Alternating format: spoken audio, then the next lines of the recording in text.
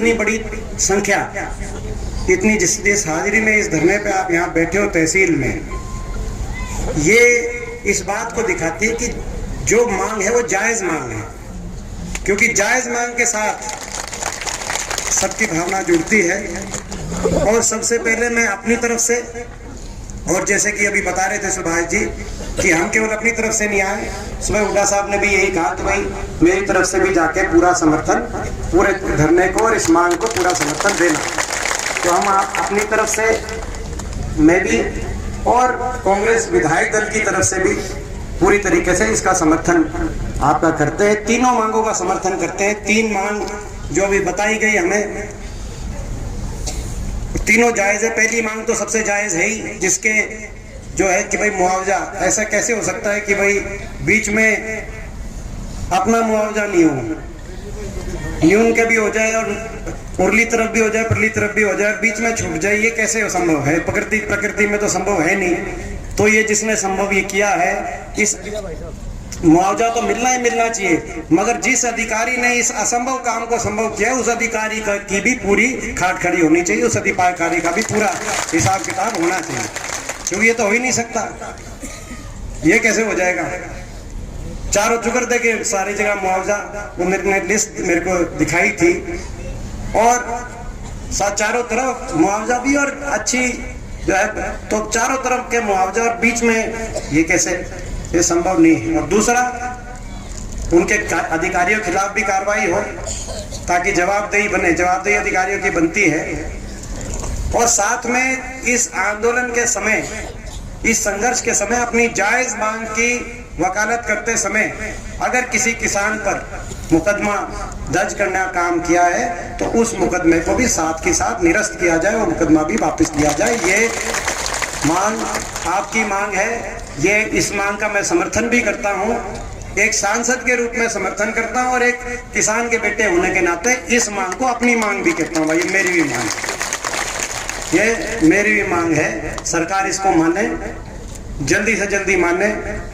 विधानसभा का सत्र जब शुरू होगा तो हम इस विधानसभा सत्र में हुड्डा साहब ने जो आज बात की कि कांग्रेस के 31 विधायक है, कांग्रेस का विधायक दल है, हुड्डा साहब खुद विधानसभा के सत्र से पहले सरकार मुआवजा घोषित करे, नहीं तो विधानसभा सत्र में सबसे पहली कार्रवाई में इस मांग को लेकर कांग्रेस के सारे जो है विधायक है हुड्डा साहब के नेतृत्व में वो कार्य स्थगन प्रस्ताव देंगे विधानसभा के अंदर, ताकि इस मांग पर सरकार पे जवाब, सरकार की जवाबदेही हो।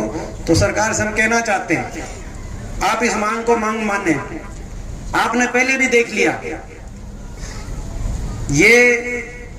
ये वो वर्ग नहीं है जो अपनी जायज मांग को लेकर संघर्ष शुरू करे और आपके किसी भी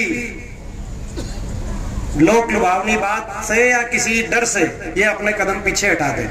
ये तो वो वर्ग है जिसका एक बेटा खेत में ट्रैक्टर का स्टीयरिंग पकड़ता है तो दूसरा बेटा सीमा पर स्टेन गन पकड़ के खड़ा होता है, और दुश्मन के गोलों और गोलाबारी के बाद भी एक कदम पीछे हटाना नहीं हटाता अपनी जायज लड़ाई में।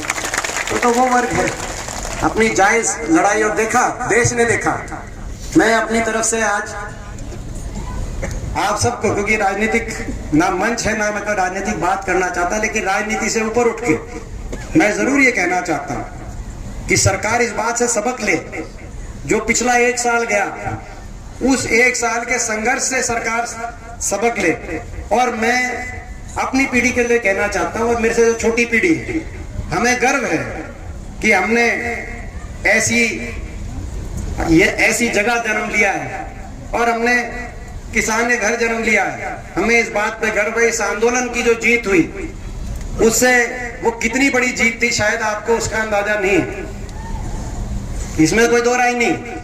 उस जीत में आप लोगों की आहुति और आप लोगों की कुर्बानी और आप लोगों की मेहनत किसी से कम नहीं है, क्योंकि जब भी मैं जाता था टिकरी बॉर्डर पे, सिंगू बॉर्डर पे, जहां भी मैं गया तो मुझे कोई ना कोई पंचग्रामी का या 12 का कोई ना कोई जरूर मिलता था वहां पर। कभी ऐसा नहीं हुआ, आप मिलते थे वहां पे, तो एक बार भी ऐसा नहीं हुआ कोई नहीं मिला। तो आप लोग का बड़ा योगदान है, लेकिन कितनी बड़ी जीत है उसका मैं आपको बताना चाहता हूं कि बहुत बड़ी सरकार को आपने झुकाया है। बहुत बड़े बहुमत की सरकार जो एक किसान के विरोध में जो अंधी हो गई थी, एक तानाशाही के रास्ते पे चल गई थी सरकार। मुझे याद है कि जब सरकार पीछे नी कदम हटा रही थी और बार बार हम कहते थे किसान की मांगों को मानो,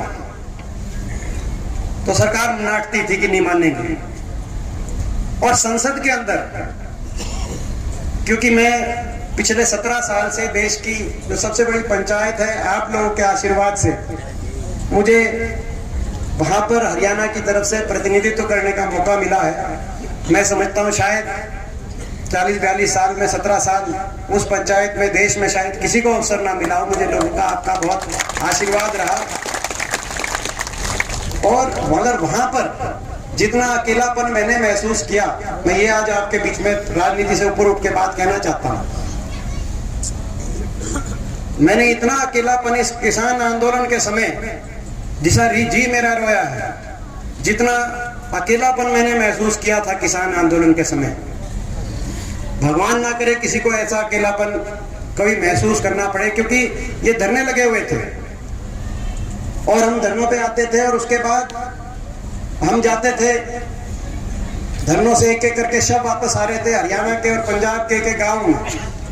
कोई शव उठकर मिर्चपुर में आता था, कोई सिसाई में आता था, कोई जींद के किसी गांव में, हिसार के किसी गांव में, रोहतक के किसी गांव में।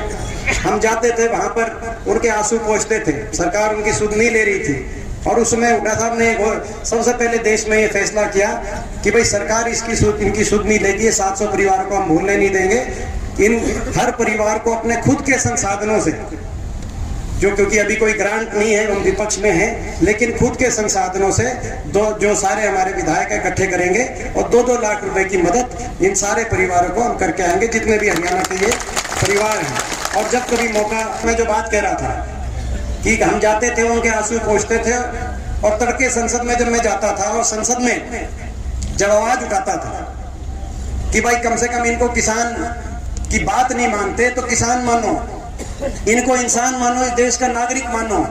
अगर कोई छोटी मोटी दुर्घटना हो जाती है देश में तो मंत्री खड़े होकर संसद में शोक प्रकट करते हैं, सारी संसद शोक प्रकट करती है। मगर क्या ये देश के नागरिक नहीं है? 1 साल तक एक एक करके सब लौटते रहे अपने गांवों में और कोई एक सांसद, एक मंत्री सत्ता दल का कोई खड़ा नहीं हुआ ये कहने के लिए भाई हमें अफसोस है, इनकी बात नहीं मानते। किसी धरने पे किसी की छोटा मोटा धरना भी चल रहा हो, देश में, प्रदेश में छोटा मोटा किसी वर्ग का, किसी गांव शहर में धरना चल रहा हो और किसी की तबीयत भी खराब हो जाए तो प्रशासन में हड़कंप मच जाती है।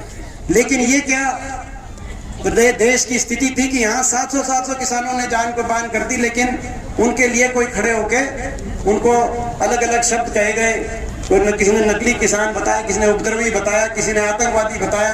और जब मैं खड़े होकर कहता था कि संवेदना व्यक्त करो, तो बीजेपी के सारे सांसद, सत्ता दल के सारे सांसद कभी ताने कसे जाते थे, कभी मजाक उड़ाते थे, खिल्ली उड़ाते थे। मैं 17 साल से उस संसद में हूँ। मैं अपना दर्द आपके बीच में इसलिए कह रहा हूँ कि जब संसद खत्म होती है तो साथ में सेंट्रल हॉल है, कैंटीन, वहां पे सारे सांसद बैठ के चाय पीते हैं, खाना खाते हैं एक साथ, किसी पार्टी के हो। लेकिन ऐसा मैंने पहली बार ऐसा अकेलापन महसूस किया कि